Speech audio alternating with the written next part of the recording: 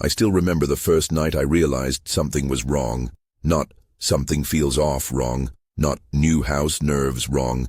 I mean the kind of wrong that settles into your chest and doesn't leave. It was 2:17 in the morning. I know the exact time because I checked my phone the moment I woke up, confused, disoriented, and already afraid, even before I understood why. The house was silent. Too silent. No wind, no creaking wood, no distant hum of traffic. Just stillness. And then I heard it. A sound coming from the hallway. Slow, uneven, almost like someone trying to walk, but forgetting how. At first I thought it was my imagination, but then it came again. A soft, dragging step. Pause.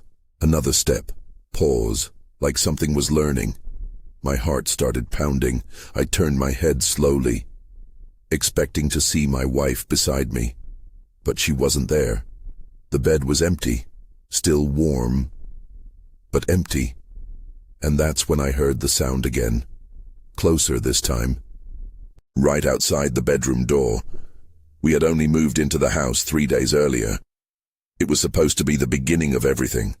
A fresh start. A new chapter. Her name was Emily. We had been married for just over 6 months, and everything about our life together felt right. Natural. Easy.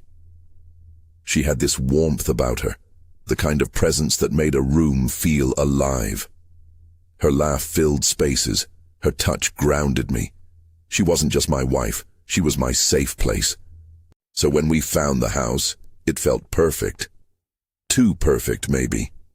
It was just outside the city, surrounded by trees, far enough from everything to feel peaceful, but not isolated enough to feel unsafe. At least, that's what we told ourselves. The price was lower than it should have been. That should have been the first sign. But we didn't question it, because we wanted it. We wanted this life.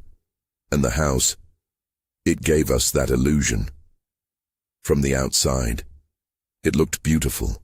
Tall windows, dark wood, a wraparound porch that overlooked a quiet stretch of land. But the moment we stepped inside, something felt different. Not bad, just heavy, like the air carried something old, something that didn't belong to us. Emily noticed it too. She paused in the doorway that first day, her fingers tightening slightly around mine. "Do you feel that?" she asked. I laughed it off. "Yeah, it's called buying a house. It's terrifying." She smiled, but it didn't reach her eyes. The first night was normal, almost. We unpacked a few boxes, ordered takeout, tried to settle into the unfamiliar space. Emily seemed quieter than usual. Not sad, not upset. Just distant. Like part of her attention was somewhere else. I asked if she was okay. She nodded. Just tired. I believed her. I wanted to believe her. But later that night, I woke up, and she wasn't in bed. I found her standing in the living room, in the dark, facing the large window that looked out into the trees. She wasn't moving, just standing there, perfectly still. "Emily?" I whispered. She didn't respond. I stepped closer. "Hey, what are you doing?" Slowly, very slowly, she turned her head toward me, but not her body, just her head. And the way she looked at me, it didn't feel like recognition. It felt like observation, like she was trying to remember who I was. Then, after a few seconds, she blinked, and her expression softened. "Oh, sorry," she said quietly. "I couldn't sleep." I laughed nervously. "Yeah, this place is going to take some getting used to." She nodded, but as we walked back to bed, I couldn't shake the feeling that I hadn't just interrupted her. I had interrupted something else. The next day, things felt normal again. We spent hours unpacking, arranging furniture, trying to make the house feel like ours. Emily was smiling again, talking, laughing. It felt like everything was fine, like I had imagined the night before, until the second night. That's when the sounds started, soft noises echoing through the house. At first, I thought it was the wood settling. Old houses make noise, that's normal. But this wasn't random, it had rhythm, pattern, almost like footsteps. But not quite right, too slow, too deliberate. Emily didn't seem to notice, or maybe she did, and chose not to say anything. That night, I woke up again. 2:17, exactly the same time. This time I didn't move right away.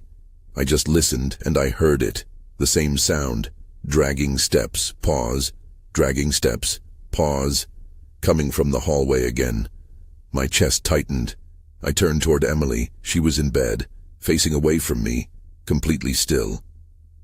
I exhaled slowly, trying to calm myself. It's nothing, I whispered to myself. Just the house, just sounds. But then Emily spoke. Softly, barely above a whisper. Do you hear it too? My blood ran cold. You're awake? I asked. She didn't turn. Yes. Another step echoed in the hallway, closer. What is that? I whispered.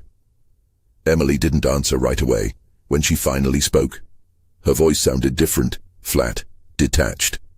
It's been here longer than us. After that night, everything changed. Emily stopped sleeping. Or at least, she stopped sleeping like a normal person. I would wake up in the middle of the night and find her sitting upright in bed, eyes open, staring at nothing, not blinking, not moving, just there. Sometimes I would call her name. She wouldn't respond. Other times, she would slowly turn her head toward me, that same distant look in her eyes. And then, after a few seconds, she would smile. But it wasn't her smile. It was too slow, too wide, too deliberate, like someone mimicking emotion without understanding it. During the day, she was mostly normal. But there were moments, small cracks. She would forget things, simple things, like where we put the dishes or what we had just talked about. Once she asked me how long we had been married. I laughed, thinking she was joking. She didn't laugh back. I mean it, she said. Her voice was calm, but her eyes were searching. 6 months, I said slowly.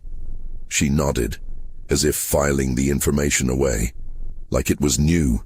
The house began to feel different too, heavier, darker. Rooms felt colder than they should have been, especially the hallway, that hallway. I started avoiding it at night. Something about it felt wrong, like it wasn't just a space, it was a presence. And then came the night I saw her, or what I thought was her.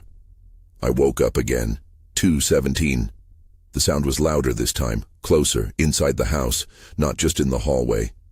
I sat up slowly, and that's when I saw her, standing in the doorway. Emily. But something wasn't right. Her posture was off. Her arms hung too loosely, her head tilted at an unnatural angle, and her face, it was in shadow. Emily, I whispered. She didn't answer. She just stood there, watching. I swung my legs off the bed, took a step toward her. Hey, you're scaring me. And then she moved, not walking, not stepping, gliding, just slightly forward, and the sound followed. That dragging step. But her feet weren't moving. That's when I realized the sound wasn't coming from her, it was coming from behind her. Something deeper in the hallway, something I couldn't see. And then she spoke. But it wasn't her voice. We're still learning. I don't remember going back to sleep. I don't remember how the night ended. All I remember is waking up the next morning, and Emily acting completely normal, smiling, making coffee, asking me what I wanted for breakfast. Like nothing had happened. I tried to bring it up. She looked confused. I was in bed all night, she said. I stared at her. You were in the doorway, I said. You were... I think you had a nightmare, She interrupted gently. Her tone was kind, reassuring, but her eyes, there was something behind them, something watching. From that day on, I started noticing patterns, things repeating. The time, 2:17, the sounds, the hallway, and Emily. She wasn't changing all at once. It was gradual, subtle, but undeniable. Her movements became slower, more deliberate. She blinked less. She smiled at the wrong moments. Once, I caught her staring at me while I slept. I only noticed because I woke up suddenly, and there she was, right beside me, eyes wide open, watching. "How long have you been awake?" I asked. She didn't answer right away. Then she said, "I like observing you." That was the moment I knew this wasn't stress. This wasn't imagination. Something was wrong. Something was very, very wrong. I started researching the house, looking into its history. And what I found, I wish I hadn't. The previous owners had left abruptly, no explanation. Before them, the same thing. And before them, a couple, just like us. The wife had been reported missing.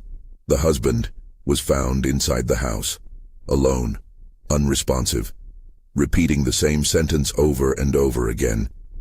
"They're not her anymore." That night, everything came to a head.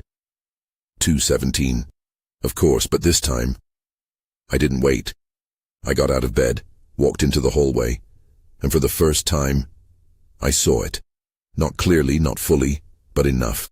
A shape, too tall, too thin, standing at the far end of the hallway, watching me, and beside me, Emily appeared. I didn't hear her walk, didn't feel her approach. She was just there. "You see it now?" she said softly. My throat tightened. "What is that?" She smiled, that same unnatural smile. "It's not what you think." The thing at the end of the hallway moved, slowly, that dragging step, closer, closer. I stepped back. Emily didn't. She walked toward it, calm, unafraid, like she belonged to it. "Emily, stop!" I shouted. She paused, turned her head toward me, and for a brief second, I saw her, the real her, terrified, trapped. "Run," she whispered, and then her face changed again. The smile returned, wider this time. "Too late," she said. The thing reached her, or maybe it merged with her. I don't know, I don't understand it. All I know is that the shape disappeared, and Emily stood there. But she wasn't Emily anymore, not completely. She looked at me, tilted her head, and said, "We needed somewhere to stay." I ran. I don't remember grabbing anything. I don't remember opening the door. I just remember running and not stopping. They found me days later, on the side of the road, barefoot, shaking, repeating the same words over and over again. "She's still in there." But no one believed me. Not really. They searched the house, found nothing. No Emily, no signs of anything unusual, just an empty house, waiting. I still wake up at 2:17 every night, no matter where I am. And sometimes I hear it again, that slow, dragging step. Pause, dragging step, closer, and I can't help but wonder, did I really escape? Or did something follow me, just like it followed her? And the worst part, sometimes, when I look in the mirror, I don't recognize the way I smile,